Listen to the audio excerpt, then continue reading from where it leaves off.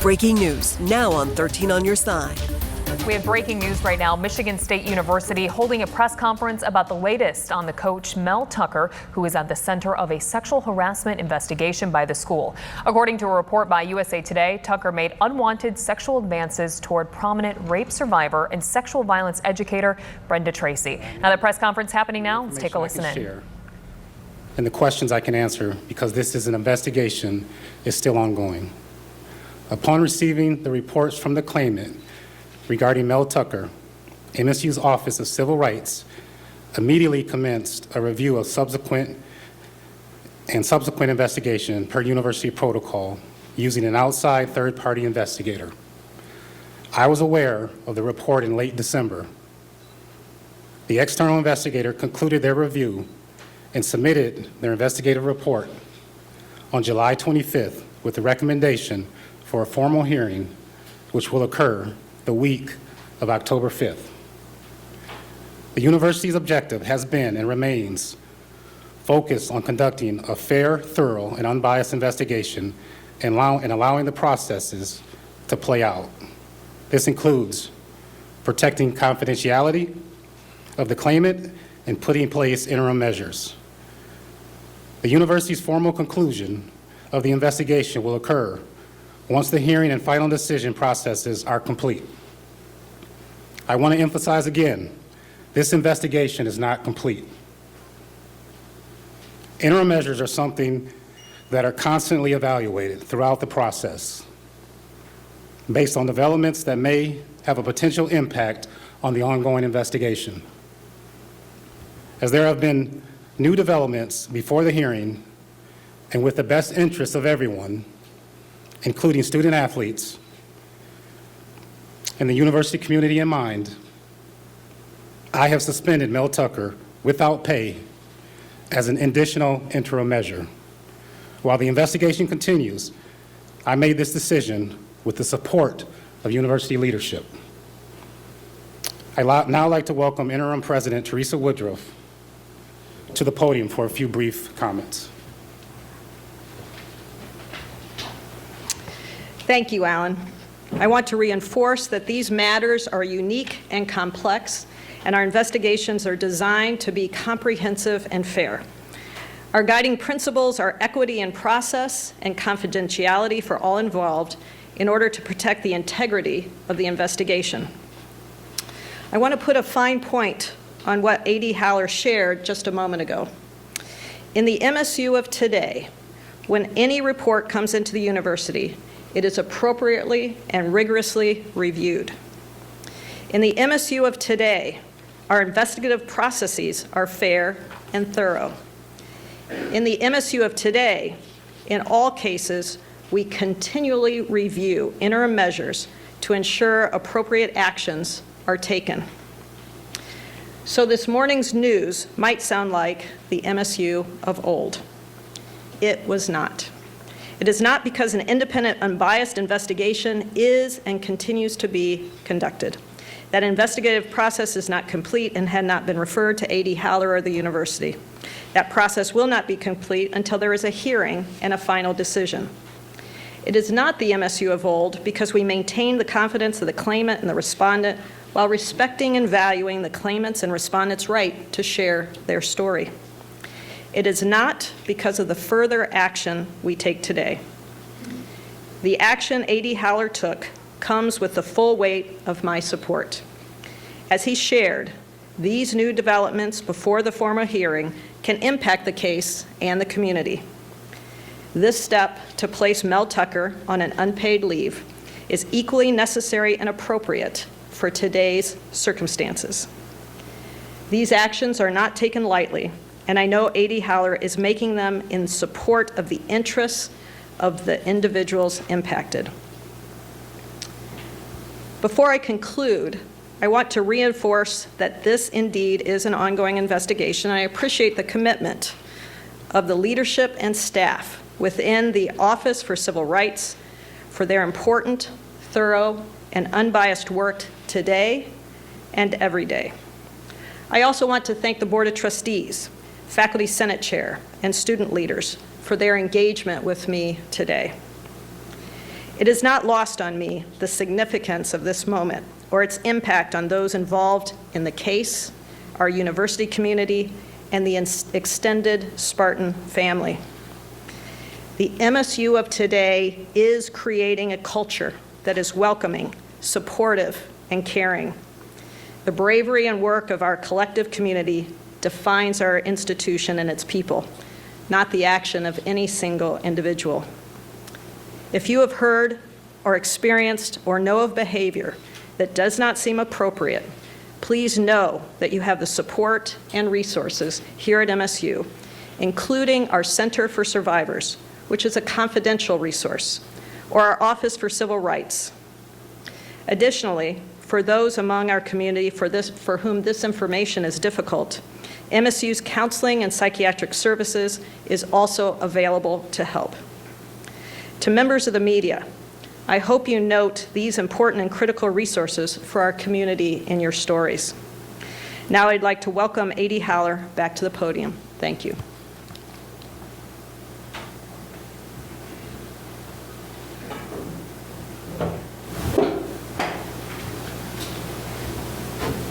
Thank you, President.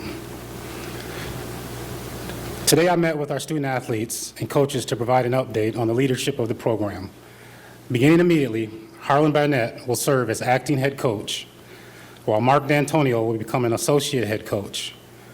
A former Spartan student athlete with 21 years of coaching experience, including 15 on the Spartan sideline, Coach Barnett has an incredible connection to our university and takes incredible pride in being a Spartan.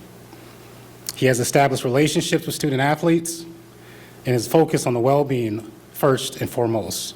Coach D'Antonio not only is an exceptional football coach and will be a tremendous resource for Harlan. Both men have a deep love and care for Michigan State football, Spartan athletics, the university, and the East Lansing community. Coach Barnett will be available later this week for questions. At this time, we've got time for 2 or 3 questions. We do have a mic. No, we won't be able to get to everybody, but Ben's got the mic here. Start in front with Chris.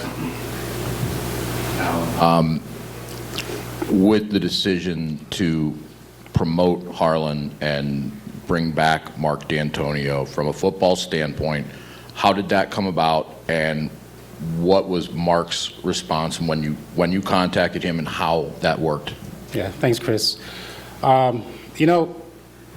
Chris, I think all the time, and I'm always processing information, processing situations.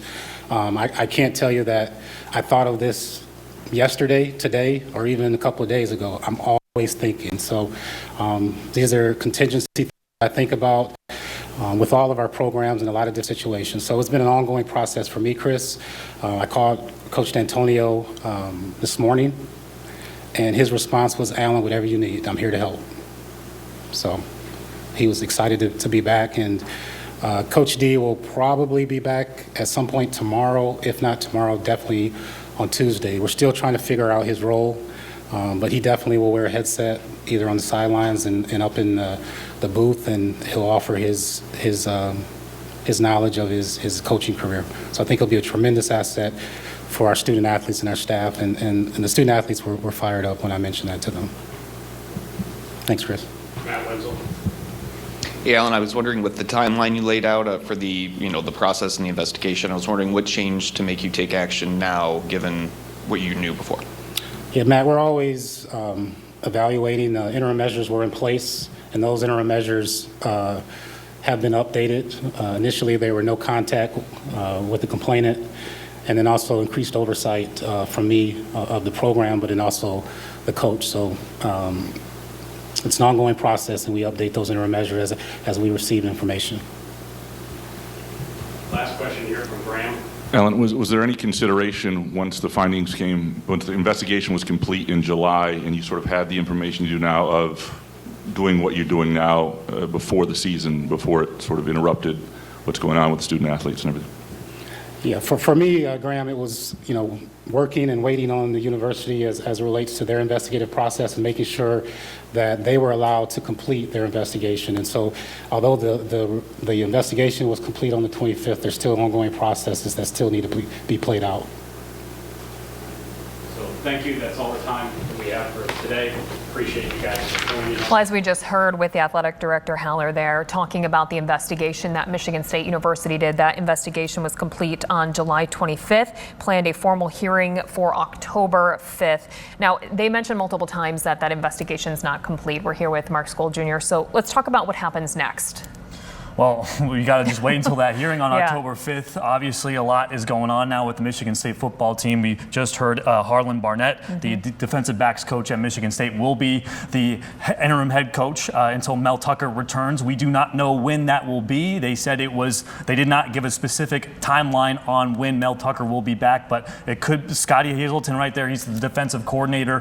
He's going to have to take charge along with Harlan Barnett and, of course, the offensive coordinator, Jay Johnson, will as well. So a lot to unpack here. First off, with the student athletes is who I first think of here. They have a mental health program at Michigan State. They just built a new office in the Michigan State football facility dedicated to mental health. They'll have that. But as for Mel Tucker, what's next? It does not look good here. I think when you're this woman who he had this encounter with, Brenda Tracy, she is a well-known rape survivor, and to have these poor experiences with her it's not a good look. And I think, and she's been out front in the USA Today article. Kenny Jacoby did a phenomenal job reporting with USA Today, and he said that Mel Tucker offered a settlement. She declined. So this is really going to go a long way here. And you got to think of also, Mel Tucker just signed this massive contract extension a few years ago. Could have left the program. It was after his 11-2 season. Signed for $95 million for 10 years. Now there's about $80 million still on the books. If that is that's out there, we'll have to see. It's all in limbo right now to see what ends up happening with that. But a lot. It's going to be a big time waiting game right now to see what happens. But I think Mel Tucker's days at Michigan State are definitely numbered. Yeah, let's talk about this. Maybe not everyone's up to date on this investigation. This woman, Brenda Tracy, talk to me about her involvement with the team at Michigan State football. Yeah, so she's been, according to this USA Today article, she's been on campus 3 times in an 8-month stretch. 2 of the times were to speak to the team about her experience, and this rape survival that she went through was with 2 college football players and then a college football recruit. So she wants to convey her message to college football programs so their student athletes won't follow in the same footsteps of these people who impacted her when she was a 24-year-old single mom. And so she's been talked on campus 2 times to the football team, and then she was an honorary captain, as you can see here on the Instagram post by the Michigan State football page. She was an honorary captain for the spring game back in the spring, and so she's obviously been on campus a few times. You can see there is a compatibility there, a relationship there of some kind. We don't know what kind of relationship. It's all he said, she said at this point. But that is something we are definitely looking to keep learning more on Brenda Tracy. But yeah, she has gone, I've heard about her for years. She's gone to campuses on pretty much every single college football campus you can go to speak to these teams, to these programs. And she's been a leader trying to prevent these things from happening. And the fact that this happened with her, and she's the one making these accusations, it's pretty strong. Yeah, so as we need to make clear too, that investigation at MSU is not complete at this time. Correct. But talking about Mel Tucker being suspended for an unknown amount of time at this moment, let's talk about how big of a deal it is to bring D'Antonio back to this coaching staff. Oh, it's huge. Mark D'Antonio, a legendary head coach in East Lansing there for 13 seasons, helped lead Michigan State to the program's first college football playoff a few years ago, helped win the Big Ten championship a few times. He recorded the most wins in school history with 114. So getting him, a familiar face who has meant so much to this Michigan State program, is a huge deal. And I think this is the right move for them. I think it's really the only move for them to do, because he's such a leader. He's a Hall of Fame candidate coming up. He was just announced that a few weeks ago. So D'Antonio, I think that's the guy you want. 67 years old. So obviously he still has a love for the game and the university. He wants to do whatever he can to help out. Yeah, we heard from the athletic director that when he spoke with him, he said, whatever you need, he's there to help. So it sounds like something they've been talking about this maybe for at least a few days. He alluded to a bit, with that investigation happening and that hearing set for October. So at this point, we're just waiting to see what happens next in that. Yeah, and I think the one thing I want to touch on here as well, Elena, is that it's just very sad for a lot of Michigan State fans. You think of the Larry Nassar thing. I think that's one thing a lot of people like to point out. They knew about it for a long time, and nothing really transpired until an article came out about it. And it's the same exact thing here. Again, phenomenal reporting by the USA Today and Kenny Jacoby. But they've known about this since July, and the article came out just after midnight last night, and then they suspend Mel Tucker this morning. I think that's the timelines it's a little bit questionable. I think that's fair to say of how Michigan State has handled this, but obviously they are taking charge now and suspending him indefinitely, at least until those hearings on October 5th and October 6th. That's Michigan State's bye week. But again, one other thing to point out here as well. This happens when Michigan State is 2-0 and they have their biggest game of the season coming up on Saturday against number 8 Washington. So it's a really tough time for the players as they are getting ready for this big game coming up next Saturday in the Woodshed. And we have sports director Jamal Spencer live in East Lansing right now. Jamal, what can you tell us after that important press conference today?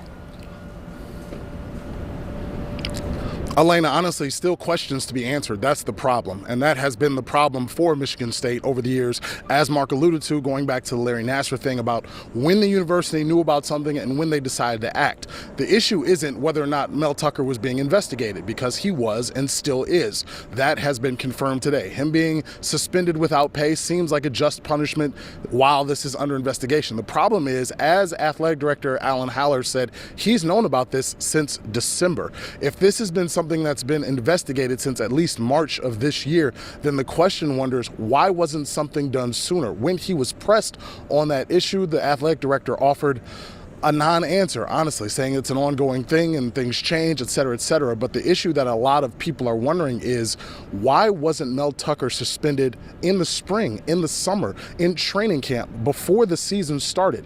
If you were going to suspend him, it only became evident after this became public information, and that seems to dissolve the trust that this university has been building with people. If you're only going to suspend Mel Tucker because this popped up in a USA Today article and then went viral all over the world, it doesn't really give you a lot of credibility that you're handling this process, in a transparent fashion. And I think that's what has people upset.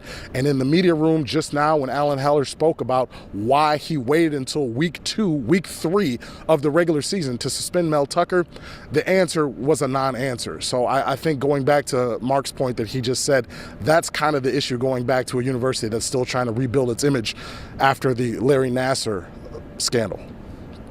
Absolutely, Jamal, and we thank you for that report, being there for that press conference, letting us know what happened, and we'll have a lot more about this coming up today at 6:30, so stay with us. We'll see you then. This has been a breaking news report from 13 on your side.